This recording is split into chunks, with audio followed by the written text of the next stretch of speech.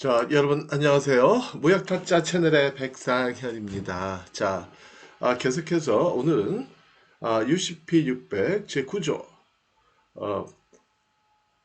신용장 및 조건 변경의 통지 그래서 Article 9 Advising of Credit and Amendment.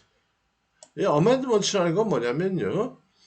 우리나라 말로는 신용장의 조건 변경이다. 그렇게 얘기해요. 이제 나중에 이제 10조 가면 나오는데요. 조건 변경에 대해서. 조건 변경이라는 거는 그냥 쉽게 말씀드리면 여러분들이 신용장을 받으셨는데 신용장의 내용이 계약서와 다르다든지 아니면 받고 나니까 좀 수정해야 될 것 같다. 그럼 수정할 수 있다라는 거예요. 그러한 수정 요청하는 것을 신용장의 조건 변경이다. 그래서 요청하는 것이라기보다는 신용장의 내용을 고치는 것, 수정하는 것, 이거를 조건 변경이다. 그렇게 얘기한다는 거죠. 그래서 조건 변경에 관해서는 10조에서 다음 조에서 말씀드리기로 하고요. 이 구조에서는요, 신용장을 통지하는 것, 그 다음에 조건 변경을 통지하는 것에 대해서 말씀드리도록 할게요. 자, 기본적으로 신용장을 통지할 때 통지하는 은행은요, 우리가 이미 본 것처럼 그 통지 은행을 정하는 권한은 사실은 개설은행한테 있다. 근데 그러나 실무에서는 그렇진 않죠. 실무에서는 수출상, 여러분들이 만약에 수출상이라면 수출상인 여러분이 바이어한테 이메일로 보내주시면 돼요. 나 거래은행이 예를 들어서 신한은행 삼성동 지점이다. 그쪽으로 보내줘라. 그렇게 얘기하시면 돼요. 이메일로 보내주시면 돼요. 그러면 그 은행으로 오게 된다라는 거죠. 그 다음에 조건 변경을 할 때는 반드시 신용장을 통지받은 은행을 통해서 조건 변경을 통지받으셔야 돼요. 예, 대개 이제 그런 내용이 나온다라는 거예요, 여기서는. 자, 한번 보시도록 할게요. 자, 보시도록 할게요. A credit and any amendments. 신용장 및 조건 변경들을 maybe 될 수도 있다라는 거예요. maybe advised. advise 하는 건 통지된다라는 거죠. 누구한테? to a beneficiary. 예. 수익자한테, 그러니까 수출사한테 통지되어질 수 있다. through an advising bank. 통지은행을 통하여 통지될 수도 있다. 그럼 여러분들이 신용장을 개설은행, 만약에 싱가포르 은행이다. 싱가포르 은행이 개설은행이다. 직접 받을 수 있느냐? 그건 안 돼요. 현실적으로. 예, 왜요? 그렇게 할 수도 없고, 왜요? 신용장이 개설되는 방식이 스위프트라는 국제자금통신망을 활용해서 발행하도록 돼 있어요. 발행하는 게 일반적이에요. 그렇게 돼 있어요. 근데 이 스위프트, SWIFT, SWIFT,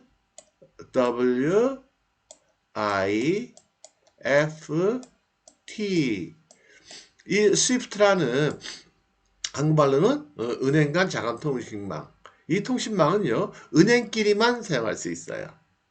이 신용장도 스위프트를 통해서 발송이 된다라는 거죠. 근데 결국 뭐 인터넷 기반이죠. 그죠? 예. 그런데 아까 말씀드린 대로 은행끼리만 사용을 하고 기업은 여기에 연결할 수가 없다는 거죠. 이 망을 사용할 수가 없어요. 직접 받을 수가 없다라는 거죠. 그래서 통지은행을 지정을 해야 돼요. 그래서 은행을 통해서 받아야 돼요.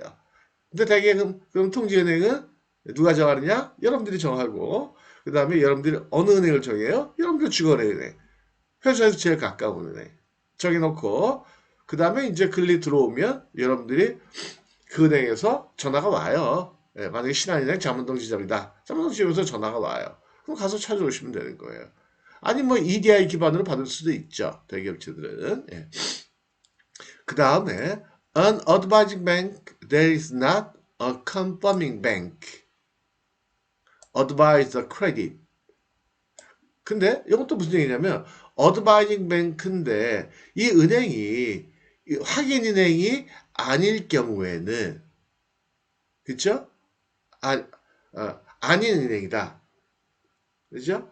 Advise credit and amendment without any undertaking to honor or negotiate. 그래서 근데 이 통지하는 은행이 컨펌 은행, 확인 은행을 겸하고 있지 않을 경우에는 그러니까 대금의 결제나 매입을 하지 않을 경우에 매입에 대한 약속이 없다. 이러한 약속이 없이 그래서 매입이나 아니면 결제를 통지은행이 하는 것을 약속하지 않았을 때는 단순히 통지해주기만 하면 된다 아니에요. 그러니까 무슨 뜻이냐면 이런 얘기예요. 정리해드리면 자, 여러분들 통지은행은 기본적으로 통지만 하면 끝나는 거예요. 자, 신용증 왔으니까 받아가라 라고 얘기하는데 개선은행의 요청에 의해서 여러분들 통지은행이 확인을 겸하는 경우에는 우리 지난 시간에 배운 것처럼 매입이나 지급에 대한 의무가 있다라는 거죠.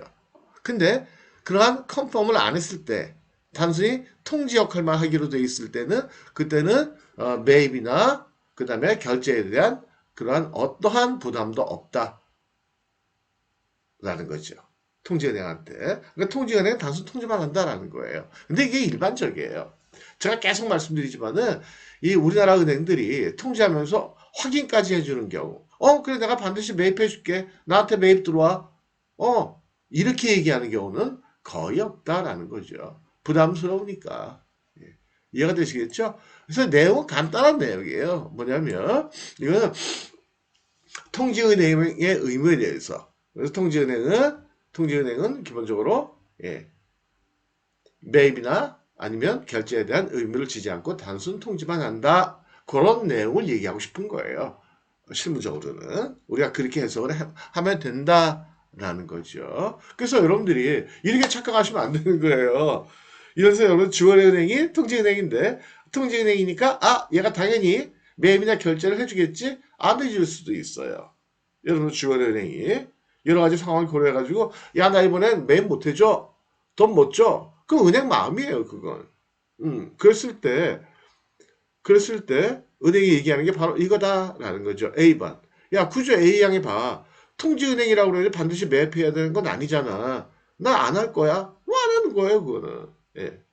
근데 대개는 해주죠. 대개는 해주는데 여러분들이 강요할 수는 없다는 거예요.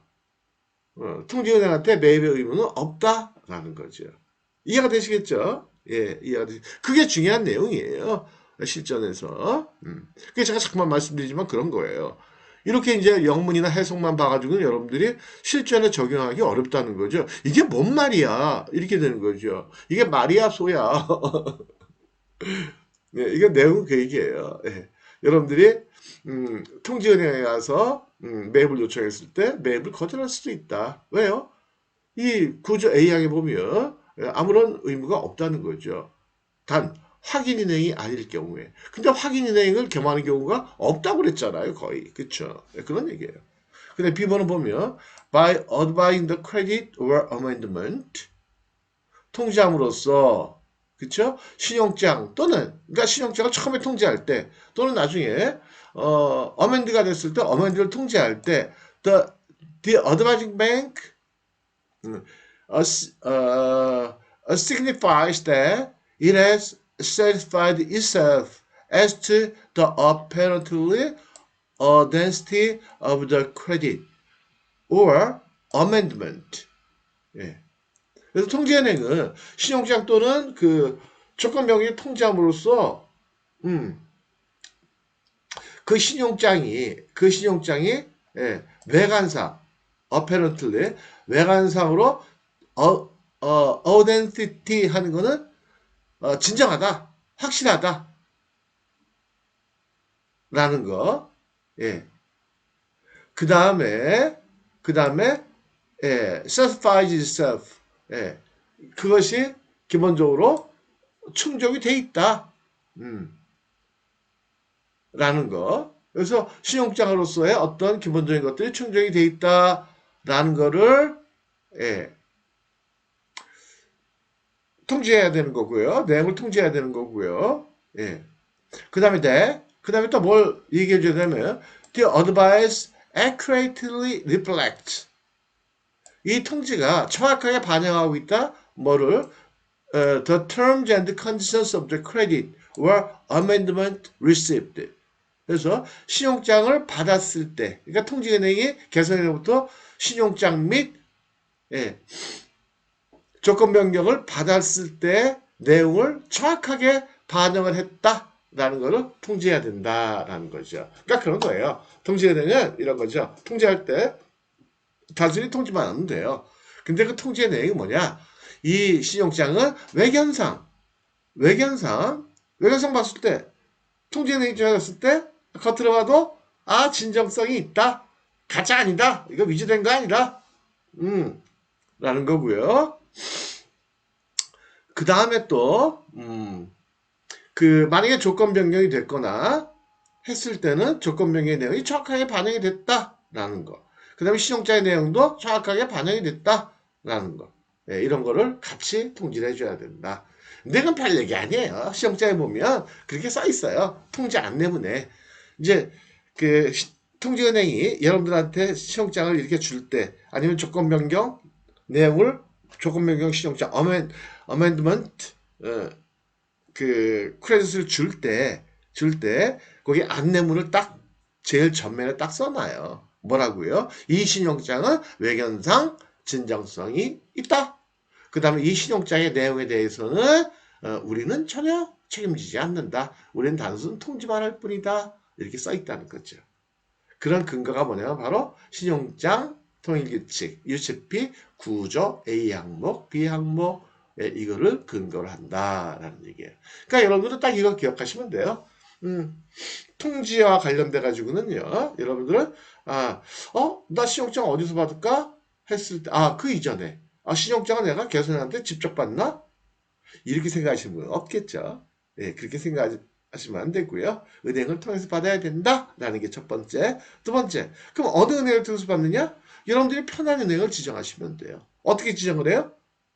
파이한테 이메일 보내주시면 돼요. 어느 은행을 보내줘. 그렇게 하시면 되고. 그 다음에 세 번째, 그럼 통지은행의 의무는 뭐냐? 전혀 없다. 그렇게 보시면 돼요. 매입의 의무도 없고. 따라서 여러분들이 선적한 다음에 꼭 그 은행 가서, 통지은행 가서 매입해줘 라고 떼써도 싫어, 안 해줄 수도 있다라는 거예요. 그래서 여기서는 이제 구조에서는 신용장을 통지하는 은행에 대해서 전혀 부담이 없도록 만들어주는, 전혀 의무가 없도록 그렇게 규정하고 있는 내용이다 라는 거죠. 자, 그럼 오늘은 여기까지 하고요. 그 다음에 이 구조는 좀 길어가지고요. 오늘까지 포함해서 3번 나눠가지고 말씀드리도록 할게요. 오늘 한 번 했으니까 내일하고 모레 2번 더. 빨리 하면 뭐 한 번에 끝날 수도 있고, 2번에 끝날 수도 있고요. 한 번만 더 할 수도 있고요. 그죠? 내일 하루 더 할 수도 있고, 아니면 내일하고 모레 더 할 수도 있고. 바가지 할게요. 네. 감사합니다. 마치도록 하겠습니다.